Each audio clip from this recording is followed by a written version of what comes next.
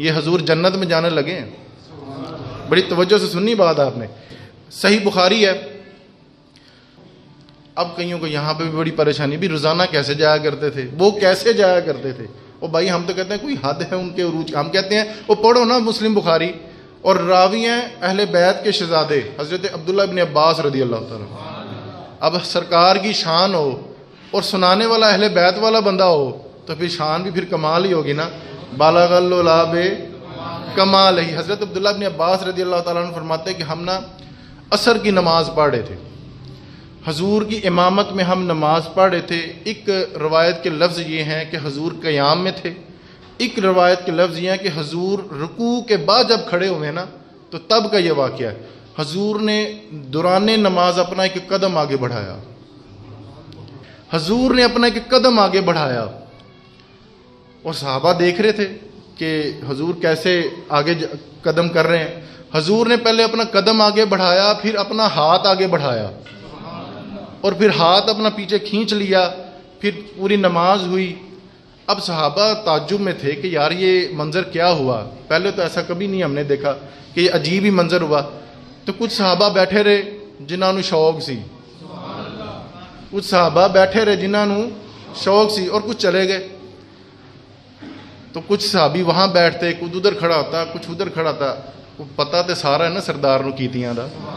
اب حضور سمجھ گئے یہ کیوں ادھر ادھر پھر رہے ہیں. حضور کہنے لگے پوچھو بھی کی پوچھنا دے, لگتا ہے تمہارے دل میں کوئی بات ہے, پوچھو کیا پوچھنا ہے. تو ایک صحابی بولے, فرمانے لگے یا رسول اللہ آج ہم نے بڑا عجیب منظر دیکھا. آپ نماز میں تھے, قیام میں اپنی قدم آگے کیا, پھر ہاتھ آگے کیا, پھر ہاتھ پیچھے کھینچ لیا, وہ کیا تھا؟ حضور مسکرائے. حضور مسکرائے اور فرمانے لگے وہ تمہارے والی بات نہیں, تم اپنا کام کرو, یہ اللہ دے رسول دا راز ہے. حضرت انس بن مالک رضی اللہ تعالیٰ عنہ چھوٹے بچے ہیں, عمر ہے 10 سال. وہ عشق لگا سی کھیڈاں کھیڈ دی نوں, عشق لگا سی کھیڈا, عمر ہے 10 سال. حضور سے کہنے لگے یا رسول اللہ ان کو نہیں بتانا, چلو مینوں تو دس چھڈو نا.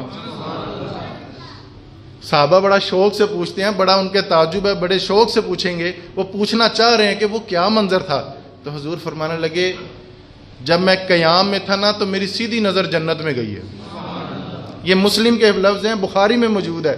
یہ بخاری پڑھنے والے یہ حدیثیں بھی بیان کیا کریں. یہ ہمارا درد مندانہ ان کو اپیل ہے کہ یہ شانیں بھی حضور کی بیان کریں. میری سیدھی نظر تھوڑا تھوڑا پہ بول دیں, آپ سارے جانا تو گھبراؤ نہ, سارے جاواں گے انشاءاللہ. سیدھی نظر صرف جنت میں نظر نہیں گئی, حضور فرمانے لگے پھر میں نے جنت میں اپنا ہاتھ بھی ڈالا اور میں نے دیکھا کہ ایک انگوروں کا خوشہ, ایک گچھا پکا ہوا اور بڑا خوبصورت, بڑا خوشبودار, بڑا دیدہ زیب, میں نے اس گچھے کو ہاتھ بھی ڈال دیا. پاس حضرت جبریل امین کھڑے ہیں جنت میں. وہ فرمانے لگے یا رسول اللہ یہ گوشہ اگر آپ لے گئے تو یہ تا قیامت سارے جنوں انس بھی کھائے نا تو یہ خوشے کے جو انگور ہیں یہ ختم نہیں ہوں گے. اگر آپ یہ دنیا میں لے گئے, قدم کہاں پہ ہیں؟ زمین پہ. نظریں کہاں ہیں؟ ہاتھ کتھے پایا نے؟ اے بھی شانہ بیان کرو, اے بھی مراد جے. حضور نے وہ خوشہ توڑنے لگے تو پھر خیال کیا, میرے انس, حضرت انس بن مالک سے بات ہو رہی تھی نا, وہ میرے انس سے پھر میں نے خیال کیا جنت راز ہے تو یہ راز ہی رہنا چاہیے. اگر میں وہ خوشہ لے آتا تو تا قیامت اس کا پھل ختم نہیں ہونا تھا. یہ شانیں بھی بیان کرنی چاہیے. پھر حضور فرمانے لگے پھر میں نے سوچا یار جنت راز ہے, یہ بھی اللہ کے رازوں میں سے ایک راز ہے. وہ ایک پتھر ہے وہ جو جنت سے آکی نہ ہوتا بھلا, تھوڑا تھوڑا پہ بول دے جے, اللہ سارا نو چمنا نصیب کرے. ہاں وہ بھی جنت جو آیا جے.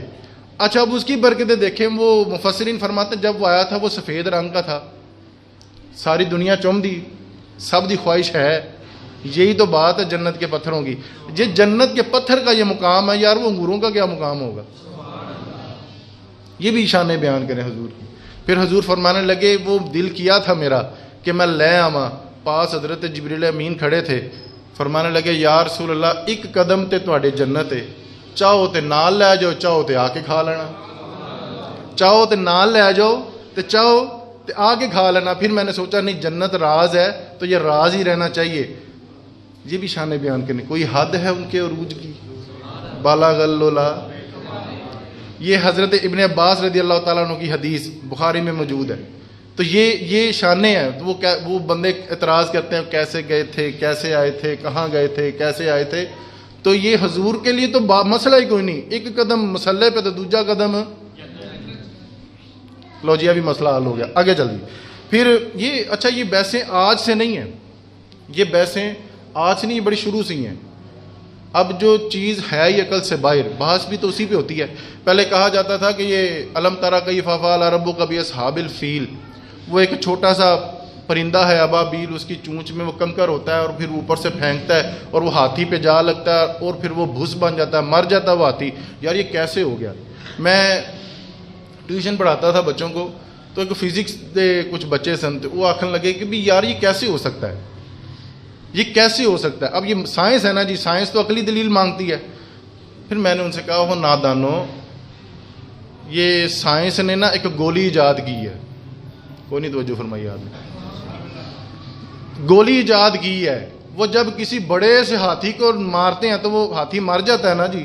پھر وہ کہنے لگے آہو تھوڑی پریشر نہ وجے تو مر بھی جاتا ہے، تھوڑی پریشر نہ وجے تو مر بھی. اب وہ عقلیں چوپ ہے کہ وہ کنکر آیا تھا تو کیسے ہاتھی مر، اب وہ عقلیں خاموش ہیں. پھر اس کے بعد اعتراض اٹھا کہ وہ حضرت سلمان علیہ السلام کا تخت آیا تھا تو وہ کیسے آیا تھا، 80 ہاتھ ادھر کو 80 ہاتھ ادھر کو، ٹنوں منوں کا وزن، اور کیسے اڑ کے آ گیا.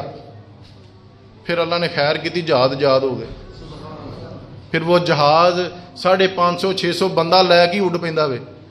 وہ اکثر میں عمرے پہ گیا تو میرے ساتھ ایک بابا جی بیٹھے تھے، تو یہی میں نے ان سے بات کی کہ یار وہ تخت بھی تو ویکھو نا اڑتا آیا سی نا، تو ہن جہاز چ بہنا تے بھی اڑ کے جائے گا. وہ جسلے جہاز اڈیا نا، جسلے فلائٹ بھری، اب وہ جسم ایک پریشر آتا ہے کہ جب ہم اوپر کی طرف جاتے ہیں تو مینوں آکھن لگے اے بھی اللہ دی قدرت ہی جے، اے بھی اللہ دی قدرت ہی جے. تو میں کہا وہ بھی اللہ دی قدرت ہی سی. یہ جی میں آپ چک لگیا نا، 30.5 کلو دا سامان بھی، ساری پلٹون دا سامان بھی انہیں چک لگیا. یہ بھی اللہ دی قدرت ہے تو وہ بھی اللہ دی قدرت ہے. اب وہ عقلیں خاموش ہو گئیں. پھر اعتراض آیا جی کہ وہ حضور نے شق قمر کیا، چاند کے 2 ٹکڑے کر دیے. پھر اللہ نے خیر کی، انسان بھی چاند پہ پہنچ گیا. اب جہاں وہاں پہ پہنچا تو وہ نشان بھی دیکھا جہاں سے وہ 2 ٹکڑے ہوئے تھے. وہ محسوس ہوتا ہے کہ جیسے کوئی دریا ہے یا کوئی یعنی سمجھ لیں نہر ہے، وہ جہاں پہ ایسے پورے چاند کا ایک چکر لے کے وہ نہر سمجھ لیں جتوں 2 ٹکڑے ہوا سی. اب عقلیں وہاں پہ بھی خاموش ہیں. یعنی میں سمجھتا ہوں اور میں سوچنے پہ مجبور ہوں کہ آج آ کے شان مصطفیٰ پر ہی اعتراض کیوں ہوتا ہے؟ سائنس پر کبھی کسی نے اعتراض نہیں کیا. یہ ٹیلی فون سے ہم بات کر لیتے ہیں اور کتنی مسافتوں پہ وہ بندہ بیٹھا تھا جس سے ہم بات کر لیں، اور حیرت کی بات ہے ساری آواز بھی صحیح چلی جاتی ہے، کوئی ٹوں چیں بھی نہیں ہوتی، صحیح آواز بھی چلی جاتی. ہم انسان کی بنائی چیز پہ اعتبار کر لیتے ہیں، سائنس پہ ہم اعتبار کرتے ہیں جی، شان مصطفیٰ پہ آ کے ہمارے کانوں کو خارش شروع ہو جاتی ہے. اور جب یہ حضور کا تو یہ دعویٰ ہی نہیں ہے کہ میں گیا ہوں، یہ تو رب کریم فرماتا کہ سبحان اللہ زی اسرا بعبدہ، یہ پاک ہے وہ ذات جو اپنے بندہ خاص کو لے گی مسجد حرام سے مسجد اقصیٰ تک.